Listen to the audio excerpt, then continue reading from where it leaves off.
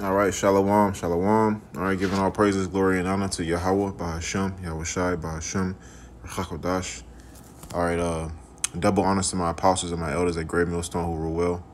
All right, and peace and salutations to all you Akim out there preaching this truth throughout the four corners of the earth with truth and sincerity in your hearts and for the love of the gospel. All right, I'm the brother Shamar Yah. All right. I don't have a title for this lesson. We were at camp earlier today, and we went over a topic, right? And I thought I would expound a little bit more on this specific topic. All right, and I'm going to start with we're talking about how learning a skill takes a slow process, man. And prophesying is a skill in itself. All right, so learning how to prophesy, learning how to be guided by the Spirit, and learning, when to do things and when not to do things is all a slow and a time-consuming process. But the slower, the better. I guess that'll be the title for the lesson. The slower, the better, because it's better to learn very slow than hit the ground running. Okay. When you go to Isaiah, the 28th chapter, it talks about being weaned from the milk and drawn from the breast. 28 and 9. All right, it says, "Whom shall he teach knowledge? And whom shall he make to understand doctrine? Them that are weaned from the milk and drawn from the breast." All right, the milk is symbolic for the basics, man. All right, weaned from the milk is being able to eat other things other than the basics. So you start with the basics, man. You start with the laws, the statutes, the commandments. You start with the stories, the examples. You start with the history.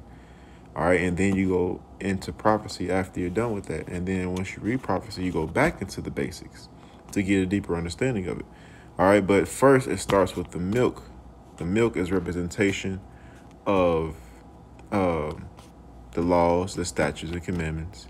It's representation of the history of your people, of our people, of the Israelites, and the covenant, the promises that the Lord has given us.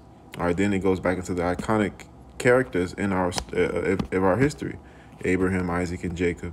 And then Jacob's name was Lord. It changed to Israel, and Israel had sons, and then the nation of Israel came out of the loins of those sons. All right, learning that history, and then learning the history of the kings, and then learning the history of how the nation was divided. This is all pertaining to the milk. All right, and then the meat is pertaining to, we're going to get to that. But let's keep going. It says, verse 10, "For precept must be upon precept." All right, precept upon precept, line upon line, line upon line, here a little and there a little. And this is how you gain understanding. All right, and this is what the meat is. When you gain understanding of the prophets, right, and the time that they existed, then, or after you learn the milk, you start to get into the prophets.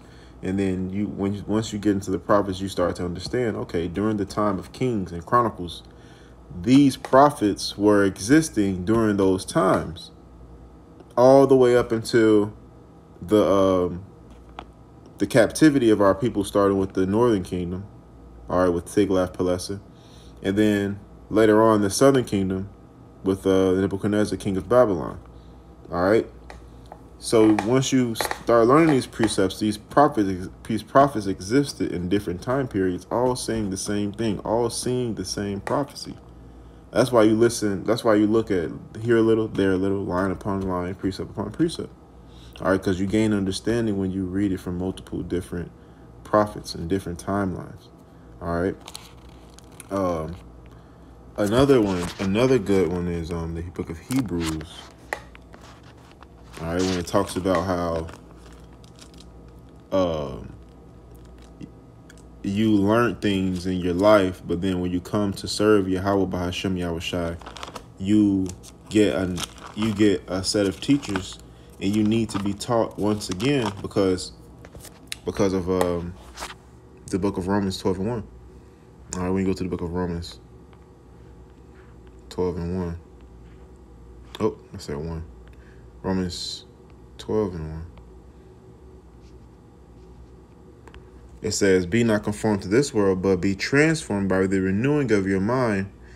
that ye may reprove that which is all right. That's a good one. But I wanted the one when he said, oh shit,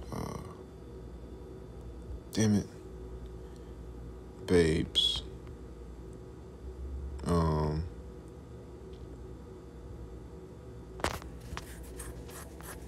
What did I say? I'm having a brain fart. Spirit to bring it back. But yeah, the one that when the Lord said, "Do thou understand what thou readest?" I think it was Peter that said that. He was like, "How can I understand unless a man teach me?" You know, born again. I should say that, born again. AGAIN.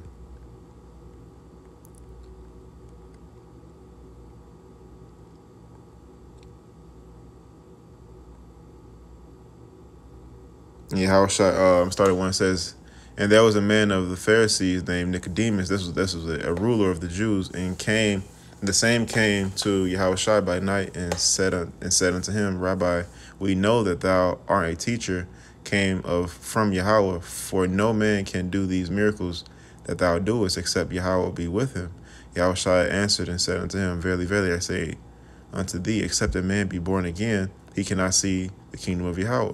And this born again is being taught one way when you're grown up, how to read and how to write, how to speak, how to go about the life, how to work.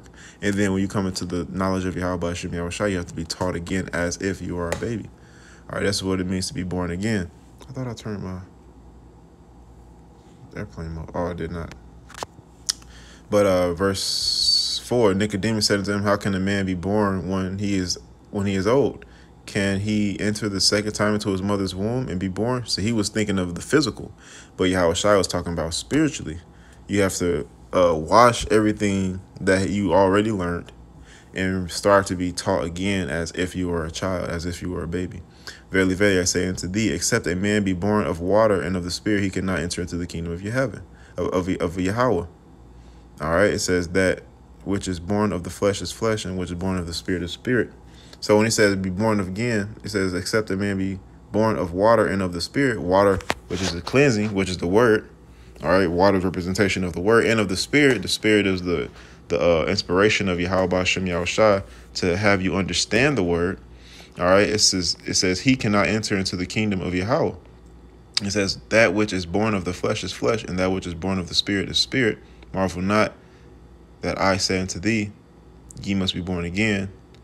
All right, that was it. But basically, you got to be born again. All right. And that's why I said, whom shall I teach knowledge? The ones that are going to be knowledgeable in the truth are the ones that are weaned from the milk, are the ones that are seasoned, so to speak. When you go to the book of Hebrews, I think it's 12 in the last couple verses.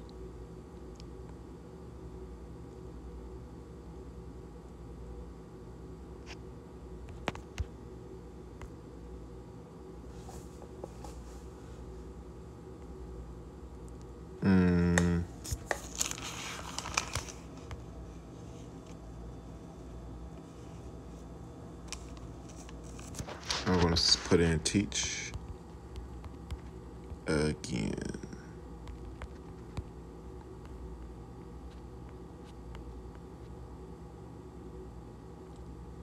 Yeah, it's 5 and 12. All right, this is the book of Hebrews, chapter 5 and 12. For for the time ye ought to be teachers, ye have need that one teach you again, which be the first principles of the oracles of Yahweh. See, when you ought to be teachers, you had need of one that teaches you again. All right, so you have to be taught by a group of men that has been doing this for a while, man. It says, and are become such as have need of milk and not of strong meat. The strong meat is representation of prophecy, breakdowns, all right, dark speeches, dark sayings, parables. This is representation of the strong meat. All right, for everyone that useth milk is unskillful in the word of righteousness. So this is a skill. Breaking down scriptures is a skill. It's a skill set, man. Prophesying is a skill set, for he is a babe. See, that's why when you first come into this thing, you have to be born again. All right. But strong meat belongeth to them that are full of age, even those who by reason of use have their senses exercised to discern both good and evil. And that only comes by what? By traveling, by a time span. All right. And it's beautiful. The longer, the better, man. Take your time and learn this truth, you know, with all humility and supplication with the Lord, man. Because the Lord will teach you. It said what? The water, which is the word, and the spirit, which is the inspiration, which causes you to understand the reading. This is the book of Ecclesiastes 30, 29, is it 30 something? I think it's 30 something. It's 30 something. How am I gonna get it in my apocrypha? Ecclesiastes 34, I think. 34 and 9. 34 and 9. It says, a man that hath traveled knoweth many things, and he that hath much experience will declare wisdom. He that hath no experience knoweth little. See, a man that hath traveled knoweth many things. The travelers don't necessarily mean going places, but it also means being seasoned in a skill. It means a time span. All right. Travelers knoweth many things, and he that hath much experience will declare wisdom. He that hath no experience knoweth little, but he that hath traveled is full of prudence. Prudent. The word prudence goes into being circumspect, discerned, having his senses exercised. All right, declaring what is good and evil. I says, a man that hath traveled knoweth many things. He that hath much experience will declare wisdom. All right, he that hath no experience knoweth little. That makes him a babe. And this is talking about a skill set. It's not talking about how old you are. This is talking about how long you've been practicing this skill to prophesy. This is talking about how long you've been practicing this skill. It says it says he that hath no experience knoweth little, but he that hath traveled is full of prudence. When I traveled, I saw many things. I understand more than I can express. I was oftentimes in danger of death, yet I was delivered because of these things. The spirit of those that fear the Lord shall live, for their hope is in him that saveth them. All right. So when you fear the Lord, how the time span that you're in the truth, fearing the Lord, that's what's gonna teach you understanding. All right. The time span, man. You know, the Lord works in a very specific way. And then it talks about how, when you keep going down to verse 16, it talks about how the Lord is fond of them, you know, who remain in his knowledge and his word.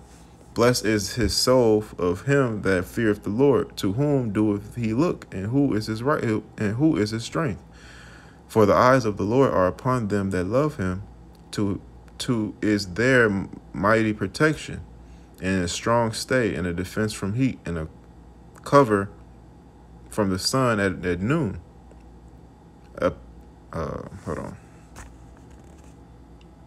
A preservation from stumbling, and a help from falling.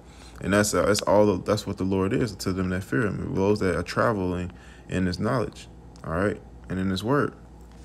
You know, hopefully I made the point, you know. But yeah, that was it. You know, the Lord is going to teach who knowledge, the ones that are weaned from the milk and drawn from the breast. There is a process to being skillful. All right. Now, with that, man, hopefully this lesson was edifying, you know. And again, I'm going to give all praises, glory, and honor to Yahweh Ba'ashem Yahushua for allowing me to do this lesson. I'm going to give double honors to my apostles and elders, a great millstone, for teaching me this truth. And I'm going to give salutations to all you Akim out there preaching this truth throughout the four corners of the earth with truth and sincerity in your hearts and for the love of the gospel. And until next time, I want to say shalom.